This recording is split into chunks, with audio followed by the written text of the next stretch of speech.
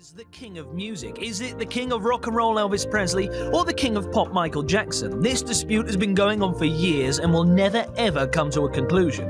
One thing is for sure though, is that I am a huge Elvis Presley fan, right down to the ridiculous sideburns that I rock. I'm Cal from What Culture, and here is 10 things that you probably didn't know about Elvis Presley. And Elvis was a natural blonde, by the way. I'm being generous, you can have that one for free. Number 10. He was a black belt in karate. I don't suppose you get those snake hips without some form of training, and it's been said that Elvis Presley was a very generous man. This can confirm it. The king was so much of a fan of martial arts that he gave his instructor $50,000 to start his own karate school in Memphis. Well, you're one hell of a guy, Elvis. You're one hell of a guy. Number 9. He was very generous. Leading on from number 10, Elvis's generosity is well known amongst fans and friends alike. A little less known is the particular story where the king got into the back of his limo, asking the driver, "Hey buddy, you own this limo or do you work for the company?" The sheepish driver responded by stating that he worked for the company. The king replied in his soft velvety voice and said, "We own it now," making Elvis's tip to the driver the limo he was driving. I'm sure the driver probably said something along the lines of, Thank you very much." Number 8. Queen had a tribute song for Elvis. One of the most iconic bands of all time, Queen, fronted by arguably the greatest vocalist of all time and greatest frontman of all time, Freddie Mercury, had their first US #1 hit with Crazy Little Thing Called Love in 1980. Little did people know, but Freddie Mercury actually wrote this song as a tribute to Elvis Presley. He wrote it in 10 minutes while sitting in the bath. God knows what he was doing in there. I guess the king got all shook up and from beyond the grave helped them get their first ever US #1. Number 7. Colonel Parker was a marketing machine. Colonel Parker was Elvis Presley's manager and second father figure, although many reports argue that whether the controversial Colonel's input was a positive or negative one. One thing is for sure is that the Colonel knew how to make money. It's been said that at concerts the Colonel would sell both I Love Elvis and I Hate Elvis badges just to increase the amount of money that he could possibly make. As the king of rock and roll started doing his concerts, he wanted to maximize the profit as high as he could. Actually, thinking about it, I make a killing on I Love Cal badges. Well, I suppose. Fine, I'll make I Hate Cal ones as well. Number 6. Graceland. You're more than likely aware that Elvis Presley's home is Graceland, and it's the most visited home in America after the White House. However, what you may not be aware of it is that he bought the Memphis mansion in 1957 when he was just 22 years old.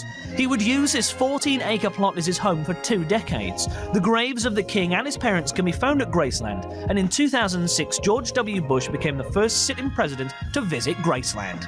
Number 5. Elvis bought Franklin D. Roosevelt's presidential yacht. In 1964, Elvis paid $55,000 for the 165-foot-long vessel that served as the floating White House from 1936 to 1945. After the president's death in 1945, the ship was decommissioned and the king bought it.